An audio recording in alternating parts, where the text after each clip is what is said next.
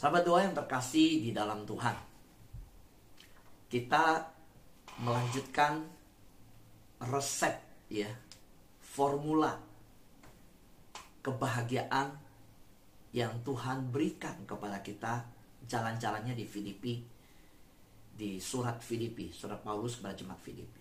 Ada 4 resepnya. Di hari Rabu kita sudah mendengarkan tentang jangan khawatir, jangan khawatir apapun juga. Nah, hari ini kita bersama-sama masuk kepada formula yang kedua, hal yang kedua, langkah yang kedua, yaitu apa?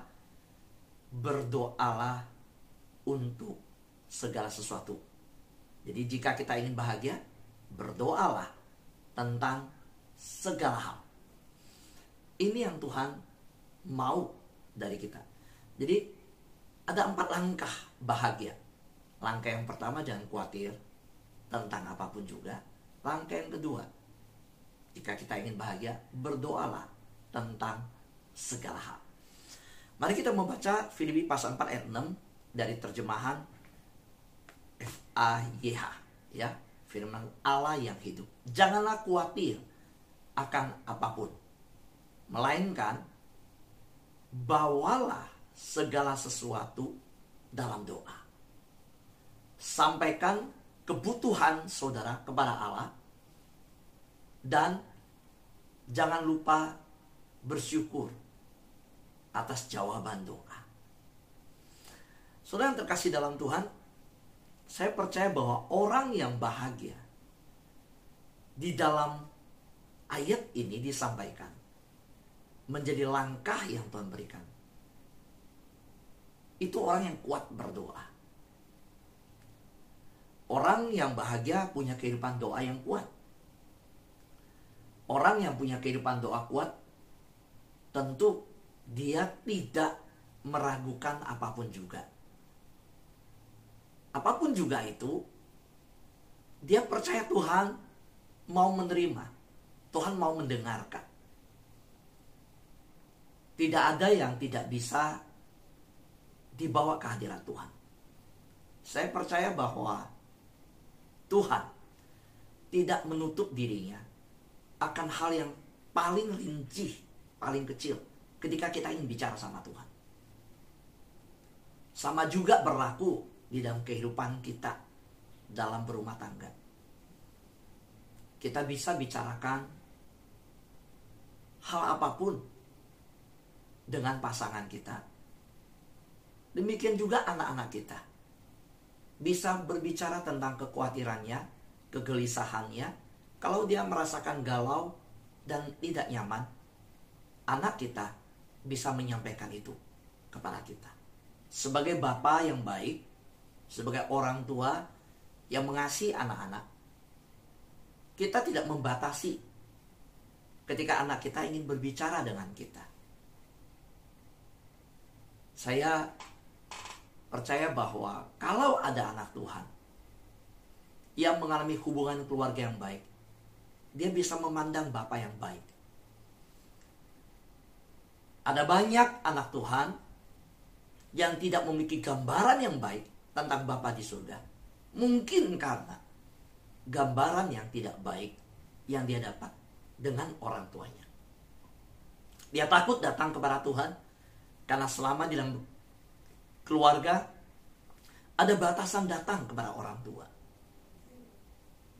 Orang tua yang sibuk untuk mendengarkan, orang tua yang terkesan marah ketika diajak diskusi, mengungkapkan pendapat, ataupun tidak mampu menjawab.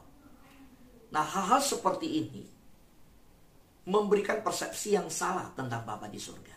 Tetapi keluarga yang diberkati, keluarga yang memiliki hubungan yang begitu bahagia, akan menolong anak-anak, menolong pasangan, menolong anggota keluarga untuk datang kepada Bapa tanpa khawatir. Bahwa itu menjadi gaya kehidupan dalam komunikasi keluarga. Itu akan mengajarkan sebuah gaya komunikasi dengan Tuhan. Nah, pertanyaannya adalah, kita di dalam kehidupan doa kita, kita punya sebuah kehidupan doa yang intim dan kuat. Kalau kita punya kehidupan doa yang intim dan kuat, kita akan bawa apapun juga kepada Tuhan. Sahabat doa yang terkasih dalam Tuhan, langkah yang Tuhan berikan kepada kita, langkah kebahagiaan, adalah langkah untuk menikmati Tuhan yang rindu memberikan kita kebahagiaan. Ingat, di dalam firman Tuhan sebelumnya kita belajar bahwa Tuhan ingin kita bahagia.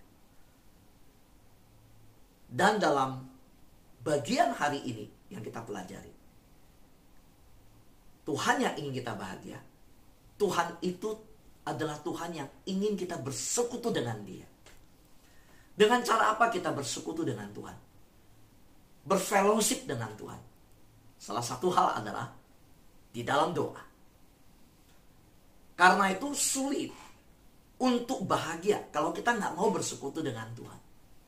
Kalau kita tidak mau berfellowship dengan Tuhan. Sulit. Sulit untuk bahagia kalau kita mengharapkan kebahagiaan terlepas dari doa.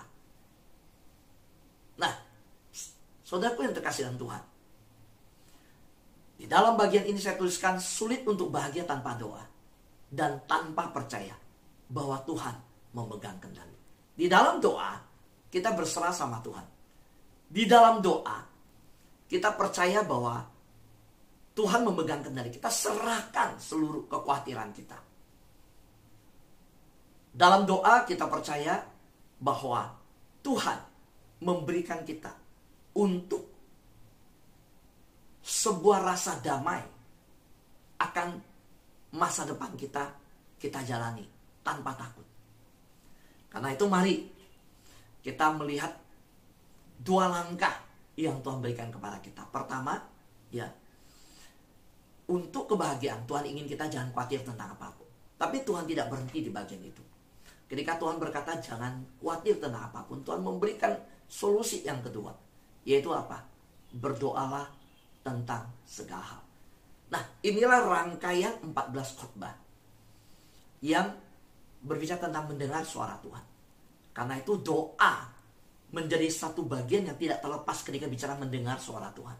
Bagaimana kita bersekutu dengan Tuhan dan membiarkan Tuhan juga berbicara kepada kita di saat kita berbicara kepada Tuhan.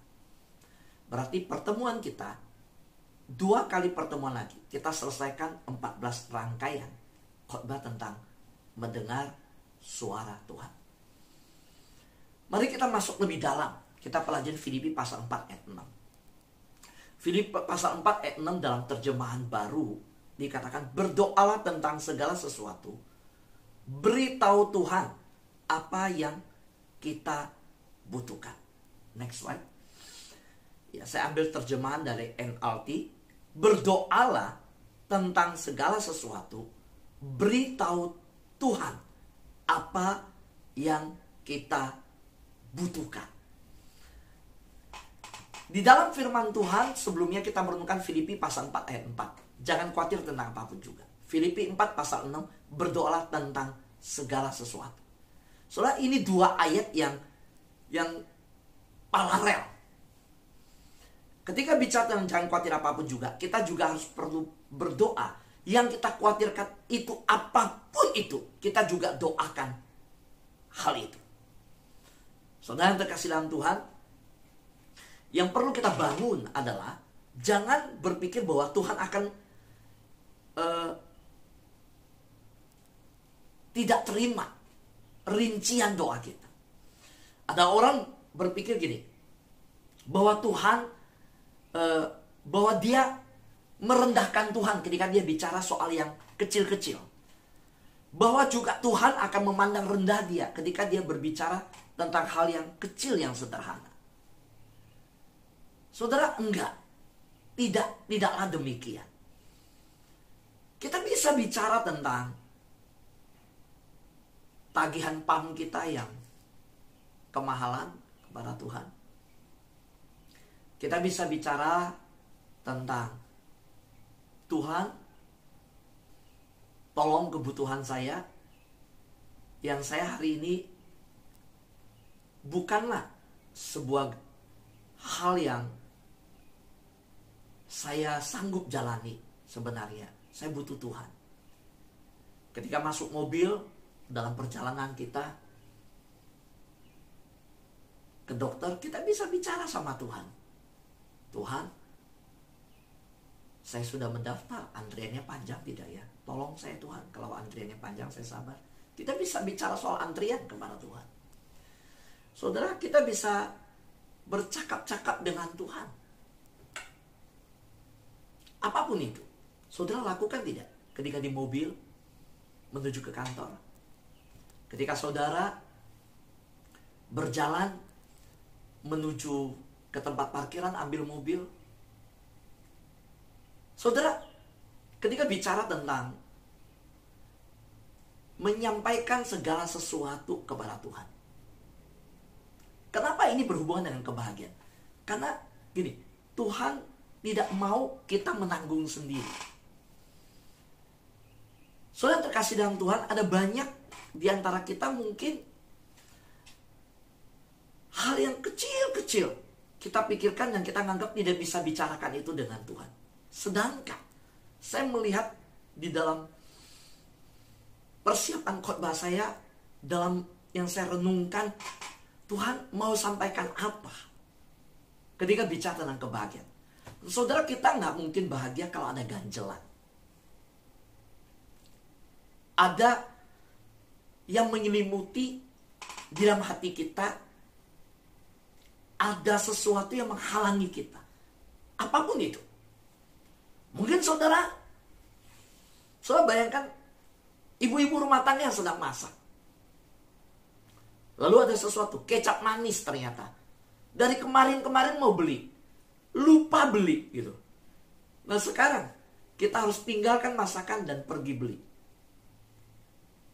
Dan ada ibu-ibu yang tinggal masakan, dia kecilin kompor apinya.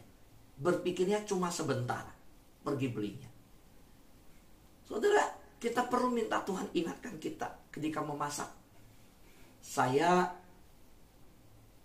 rasanya ya, ibu-ibu kalau yang namanya memasak, pasti dalam pengalaman hidup pernah terjadi yang namanya lupa matikan kompor. Entah masak air panas, entah sedang memasak apa, memasak kacang hijau atau apa. Pernah nggak saudara lupa, ya ibu-ibu khususnya, mematikan kompor? Coba saya mau tanya, waktu kompor yang lupa dimatikan, kenapa ketika asapnya sudah keluar, kompornya udah kering, bunyinya ada kretek-kretek, kita walaupun udah kritis bisa tepat kita sadarinnya, dan kita buru-buru masuk ke rumah dan kita matiin? Pernah? Saya pernah alamin di keluarga saya. Karena itu saya bisa kasihkan contoh ini. Bukan sekali. Saya bilang, saya panggil istri saya, Mah, gitu ya. Mah, bahaya loh. Ini satu rumah loh, nyawa loh. Tapi ketika saya nggak marah. Karena di satu sisi ketika saya renungkan, betapa hebatnya Tuhan. Bisa persis. Ada anak yang masuk ke dapur. Waduh, ada apa? Ini, wah teriak. Kita lari ke dapur. Pertolongan Tuhan. Saudara yang terkasih dalam Tuhan, belum lagi banyak hal yang lain yang tidak terpikirkan oleh kita. Tetapi waktu terpikir kita gelisah. Kita belum kerjakan itu. Ketika terpikir, kita tahu bahwa, waduh, terlambat kerjakan. Harusnya kemarin. Nah, hal-hal yang harusnya kemarin bikin gak nyaman. Terlambat kerjakan. Atau waktunya tidak tepat, tapi diminta ketemu besok. Saudara yang terkasih dalam Tuhan, gak nyaman. Ada rasa gangguan di hati. Tapi saya percaya Tuhan sanggup menolong kita untuk hal tersebut. Nah ini kolaborasi nih, ya. Gambarnya kita bisa bersama-sama mengikuti dari setiap image ya yang sudah disiapkan. Saudara yang terkasih dalam Tuhan, kita lihat next slide. Ya, saudara, Kita mungkin berpikir bahwa Tuhan akan memandang kita rendah gak ya? Mendoakan hal-hal yang simple. Apapun kita bicara sama Tuhan. Sekali lagi, jangan berpikir bahwa Tuhan akan menghina dan direpotkan oleh permintaan kecil saudara. Enggak saudara. Bicaralah sama Tuhan tentang cucumu. Bicara tentang Tuhan tentang orang tuamu, tentang mertuamu. Bicara kepada Tuhan tentang kacamatamu. Ketika engkau merasa bahwa sepertinya saya akan nambah minus nih. Saudara berkata, Tuhan, saya mau periksa. Sebelum periksa mata, so bisa bicara sama Tuhan.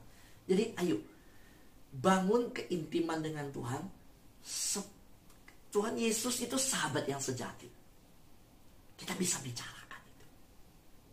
Nah, dan mari kita lihat bagian ini. Bahwa mungkin ya, saudara, Anda mungkin terlalu sibuk untuk Tuhan. Dan terlalu sibuk untuk berdoa. Tetapi Tuhan tidak pernah terlalu sibuk untuk masalah kita. Percayalah, Tuhan akan menolong kita di dalam hal keadaan kita. Kadang konsep kita yang harus diubah. Paradigma kita yang harus diluruskan. Saya sudah pernah menyampaikan bahwa ingat, Tuhan tidak sibuk. Walaupun dia mendengar doa dari seluruh dunia. Itulah dimensi ilahi. Itulah kuasa Tuhan yang tidak terbatas. Ada dua yang terjadi yang saya sampaikan. Kalau seseorang memiliki keadaan keluarga yang tidak harmonis, komunikasi yang tidak lancar, ketika dia percaya Yesus atau dalam perjalanan iman dia sulit untuk bisa berkata-kata kepada Bapa. Mungkin karena bapak-bapak yang di dunia, yaitu bapak, gambaran bapak yang dia dapat dari orang tuanya, keliru. Karena itu dia punya gambaran yang keliru tentang Bapa di surga. Sulitnya seseorang berkomunikasi di keluarga. Ketika dia percaya kepada Tuhan Yesus, dia berpikir Tuhan seperti itu. Nah, itu kekeliruan yang pertama. Kekeliruan yang kedua adalah kita sendiri dengan paradigma yang keliru berpikir bahwa kalau saya membicarakan kepada Bapa hal-hal yang terperinci, saya merasa menghina Bapa, atau saya merasa Tuhan akan merendahkan saya. Karena waktu hidup di dunia, di dalam hubungan relasi kita dengan keluarga, kita bicara hal yang kecil, kita dibentak orang tua. Kita bicarakan hal yang sederhana, udah gak perlu bicara dengan saya. Jadi kita merasa Bapa yang di dunia menghina kita, merendahkan kita untuk hal-hal yang kecil tersebut. Sehingga ketika kita bicara hal-hal yang kecil dengan Bapa gak mau terima. Bapa di surga gak mau dengar. Kita pikir begitu. Kita pikir Bapa akan merendahkan kita. Enggak, saudara. Dan yang ketiga, ini yang menjadi penghalang kebahagiaan, saudara. Ketika orang gak bisa berdoa dengan baik, ya, yaitu bahwa kita merasakan bagaimana keluarga kita yang begitu sibuk. Kita besarkan dengan susah, kita dewasakan, kita modalin dia kuliah, kita biayai bahkan pernikahan dia. Waktu kita jadi orang tua, mau bicara sama dia, dia sibuk, dia gak punya waktu dengan kita. Nah, ketika kita memiliki gambaran Bapa di surga, kita anggap seperti itu. Nah, itu bahayanya. Kita gak berani datang ke Bapa di surga. Bisa sebaliknya juga, kita yang terlalu sibuk, lalu kita menganggap Bapa di surga gak mungkin mau mendengarkan doa kita. Nah, ayo, di bagian ini saya menulis bahwa Anda mungkin terlalu sibuk untuk Tuhan dan terlalu sibuk untuk berdoa. Tetapi Tuhan tidak pernah terlalu sibuk untuk masalah Anda. Yang katakan amin di YouTube, boleh dicek, ditulis amin. Saudara yang mengikuti dari Zoom, amin saudara. Percaya bahwa Tuhan tidak sibuk untuk saudara. Jangan-jangan kita yang terlalu sibuk untuk Tuhan dan terlalu sibuk dengan kegiatan kita sehingga tidak punya waktu berdoa. Bukan Tuhan yang sibuk, kita yang terlalu sibuk, terlalu padat acara, terlalu banyak kegiatan sehingga kita yang tidak punya waktu berdoa. Ingat ya, Tuhan tidak pernah terlalu sibuk untuk mendengar masalah kita. Justru Tuhan menyediakan diri. Tuhan berkata, mari kepadaku yang letih lesu dan bebeban berat. Aku akan memberi kelegaan kepadamu. Artinya tangan Tuhan terbuka untuk menyambut kita. Tuhan bicara kan? Tuhan sendiri menyatakan, mari kepadaku yang letih, lesu, berbeban berat. Nah, jadi kalau saudara dibikin letih oleh karena ada sebuah masalah, saudara menjadi lesu oleh karena sebuah persoalan, saudara berbeban berat oleh karena hal yang memang kecil, tapi saudara merasakan ini membebani, bicaralah sama Tuhan. Filipi pasal 4 ayat 6 berkata, bawa sama Tuhan segala sesuatu, segala hal. Serahkan sama Tuhan. Nah, kalau saudara nggak serahkan sama Tuhan, apapun itu, saudara, kita akan mengalami kegalauan, tidak bahagia. Saudara, Tuhan tidak terbatas. Karena Tuhan tidak terbatas, kuasanya tidak terbatas. Ingat, Tuhan yang tak terbatas tertarik pada banyak hal yang tak terbatas. Kalau boleh saya bilang, Tuhan kita itu spesialis di bidang yang kita terbatas. Ketika kita terbatas, ingat, dalam tubuh jasmani kita dibatasi tempat dan waktu. Dan juga kita dibatasi oleh usia, kita dibatasi oleh kesehatan, kita dibatasi oleh kemampuan-kemampuan yang lain. Kita terbatas, tapi kita punya Tuhan yang tidak terbatas. Dan Tuhan yang tidak terbatas tertarik pada hal yang dimana kita terbatas di dalamnya. Jadi kalau kita terbatas, mintalah kepada Tuhan yang tidak terbatas. Karena kita tidak mampu mengatasi hal-hal di luar kemampuan kita. Tetapi Tuhan adalah spesialis. Tuhan adalah dokter spesialis di bidang yang kita terbatas. Serahkan sama Tuhan kalau kita sudah terbatas. Karena itu bagian Tuhan. Amin, saudara. Nah, ayo mari kita lihat selanjutnya. Kalau demikian, ini artinya apa?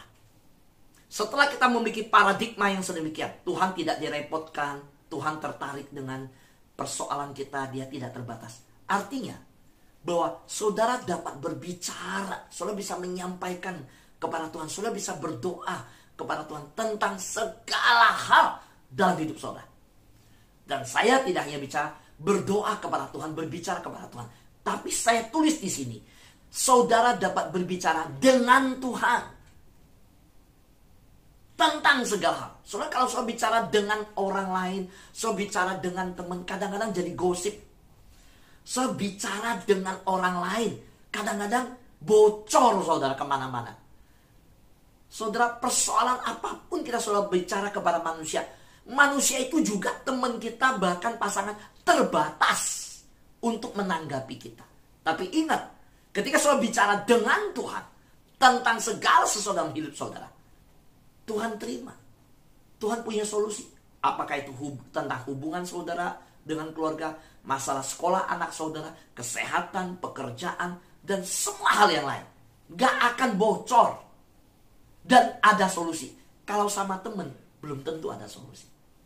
Jadi ingat, setelah saya mengajak kita memiliki paradigma tentang Tuhan, ya, bagaimana kita memandang Tuhan, konsep tentang Bapa di surga.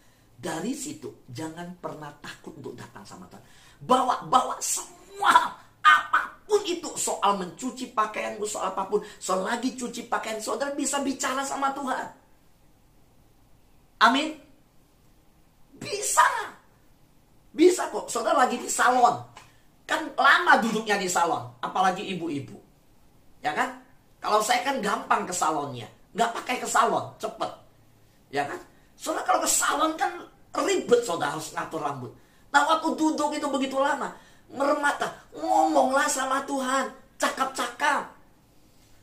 berbincang-bincang sama Tuhan. Lama lo diem begitu, apalagi sulam alis, kan begitu. Apalagi sulam bibir, sakit lagi saudara. Lama saudara, kan gitu kan? Bibirnya didandanin, ya bicara sama Tuhan. Boleh nggak bicara sama Tuhan lagi sulam bibir? Ya boleh, boleh, nggak apa-apa. Ya, ibu-ibu boleh bicara sama Tuhan, ya. Nah, yuk kita lihat selanjutnya, slide selanjutnya. Saudara, saya sudah sampaikan dan saya mau ingin kembali mengulangi mengingatkan kita, ya. Next, silakan. Next slide. Saudara, ini adalah sebuah peribahasa yang kita boleh hafal nih, katakan. Ya, bahwa Anda tidak bisa tersandung jika Anda berlutut. Saya tidak akan tersandung kalau saya rajin berlutut. Kalau kita sibuk lari sana sini dengan segala urusan, makanya tersandung jatuh. Gak pernah berlutut, gitu. Ya, ayo, sahabat Tuhan terkasih dalam Tuhan. Saya ingin kita membaca slide selanjutnya ini. Perkatakan, yuk, perkatakan ya. 1, 2, 3. Jika Anda ingin bahagia, berdoalah tentang segala hal. Nah, sekarang ubah kalimat ini untuk diri sendiri. Saya mau bahagia. Saya akan berdoa tentang segala hal. Ayo, katakan sama-sama. 1, 2, 3. Saya ingin bahagia. Saya mau berdoa tentang segala hal. Pertanyaan saya untuk kita renungkan hari ini. Apa? Coba bandingkan ya. 3 pertanyaan ini. Apa yang saudara rasakan setelah berdoa? Next slide. Boleh ditampilkan slide selanjutnya. Apa yang saudara rasakan setelah berdoa? Hal apa yang saudara ragukan? Yang saudara ragu untuk didoakan? Hari ini ada gak hal yang saudara ragu untuk didoakan? Aduh, garuk-garuk kepala, kayaknya Tuhan mau denger gak ya? Aduh, cucu saya sakit perut. Aduh, anak saya sakit perut, belum bisa BAB. Gimana rasanya? Saudara coba renungkan, apa hubungan antara kebahagiaan dan doa? Kita sudah mendengarkan firman Tuhan, tadi saya sampaikan. Apa rasanya, saudara? Apa hubungan antara kebahagiaan dan doa? Mari kita tundukkan kepala, kita pejamkan mata, kita renungkan 3 pertanyaan ini.